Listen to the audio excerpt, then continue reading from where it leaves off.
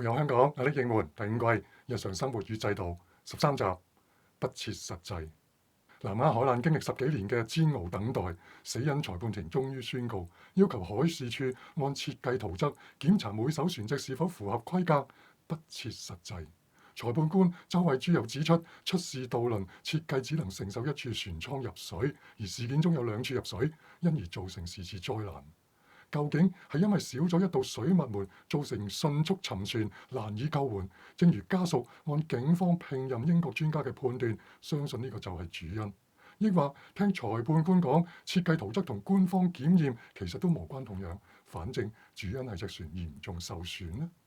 造成39人死亡嘅災難，經過13年，裁判官自話自說，冇直接回應英國專家同家屬嘅信念，只運用佢職位上嘅權威落判決。權威、權力其實同之前幾集講嘅信念關係密切。信任係社會功能運作順暢嘅潤滑劑。德國社會學大師魯曼更將信任與權力串述起嚟，認為社會制度嘅威信同權威建基於我哋嘅信任。而德說圖則探討日常信念面對緊嘅挑戰，進一步摸索點樣抗衡獨斷獨行嘅權力對信任嘅操弄。德說圖講信念並唔係講對某啲事物、道理或教條等對象嘅信任，而係講作為主體嘅我哋點樣參與某議題，點樣言說同討論那議題，並視之為真確而可信嘅議題。信念作為信心嘅行動，當然也可以叫其他人同樣相信，而關鍵好明顯在於所信任題材嘅形態 form， 而唔係講深入嘅內涵 content。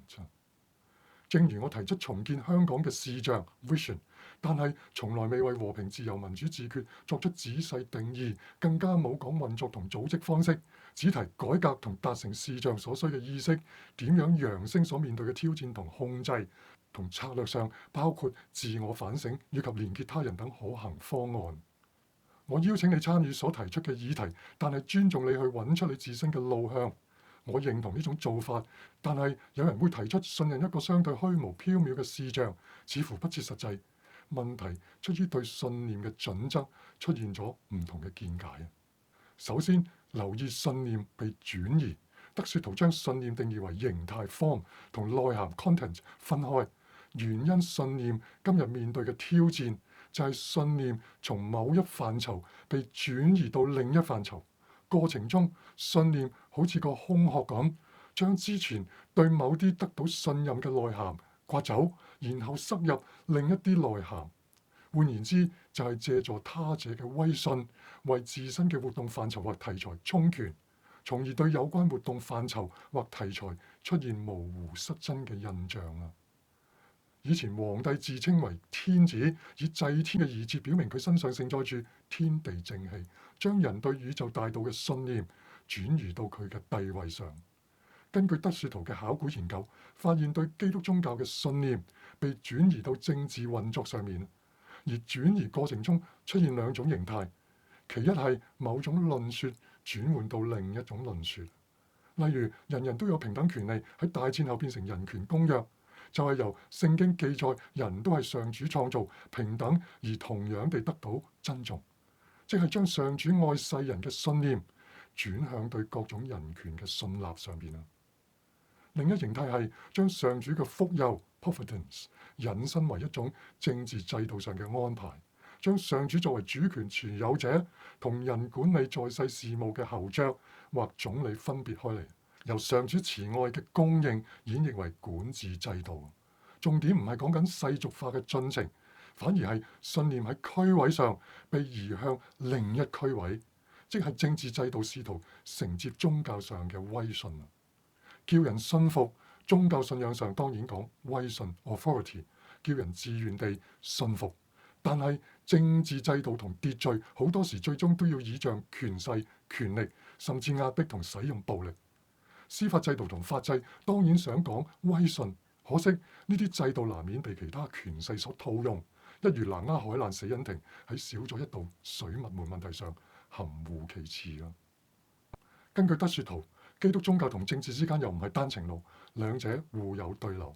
例如民主制度將宗教上好多信念轉換為政治秩序，包括將個人信心與不同宗派上所着重嘅個別信念打開不同黨派同政治光譜。相反地，基督宗教又喺得到宗教自由嘅政治基礎上作出咗妥協，提出所謂政教分離。喺香港好流行嘅講法係尊重在上掌權嘅，因為佢哋嘅權力嚟自上主。含義就係信仰完全個人化，信仰頂多教導信眾自私地同被動地順應政治同生活，而所謂基督徒敬虔嘅生活，無非係過離地嘅生活。難怪19年後唔少年青人遠離香港嘅基督教會。當宗教上嘅威信同政治權威互洩，對當下信念造成咗咩後果呢？第一個後果就係我哋偏向只相信所謂實在嘅嘢，未必一定係實物，亦都可以係説話嘅技巧。喺香港有位相當受歡迎嘅傳道人，本嚟做保險嘅，佢將賣保險學翻嚟嘅説話技巧轉化為勸人信福音嘅講道。按我所聽過佢嘅證道，內容用字十分傳統，只係説話技巧上將銷售產品嘅敘述方式用於傳講福音上面而已。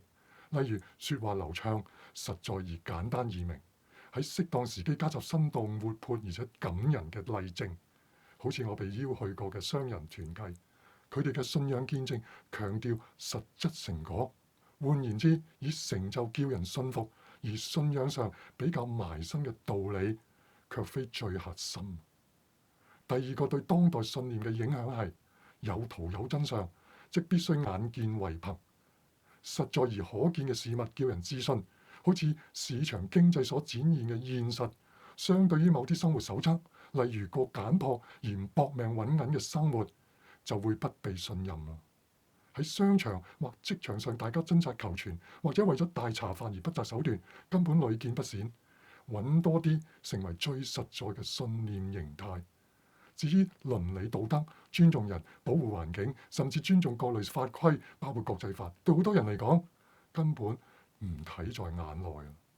仲有人認識嘅世界，好多時只限於佢哋喺媒體上面嘅能見度。大陸人就係個好例證啦，對嗎？就算喺香港，日日有新聞、事件直播、時事評論等，可惜深入嘅調查報導就少得可憐。國際新聞就多限於歐美為主。除此之外，媒體上視像泛濫，各類推廣同宣傳，加上種種認知作戰嘅文宣，同埋 AI 生成嘅圖像等，如果可以叫人加強戒心嘅話，當然係好事。事實係電騙仍然無日無之，又有人損失大筆金錢。綜合嚟講，信念嘅準則越嚟越建基於實在同可見嘅現象，對政治運作嚟講，更加叫人只信服某啲形式嘅陳述同事件。正如雞蛋對高牆嘅講法，將人民矮化，反過嚟將政權強化為牢不可破。我喺第一季第一集已經評論過啦。信念並唔係單純相信某啲議題，而係有種確信、堅信 conviction。喺英國某啲行動，例如反中國超級大使館，手足會擔心，甚至抱怨參加人數唔夠多。人數多當然好，不過只要堅信。就算預咗司紀賢政府會開綠燈，但係總有辦法應對嘅。確信或堅信係今日講信念必須留意嘅地方，又係德說圖追溯基督宗教嘅威信被轉移到政治權威嘅原因。因為基督宗教提倡嘅信念會留意到不可見或者當下所謂現實嘅另一面，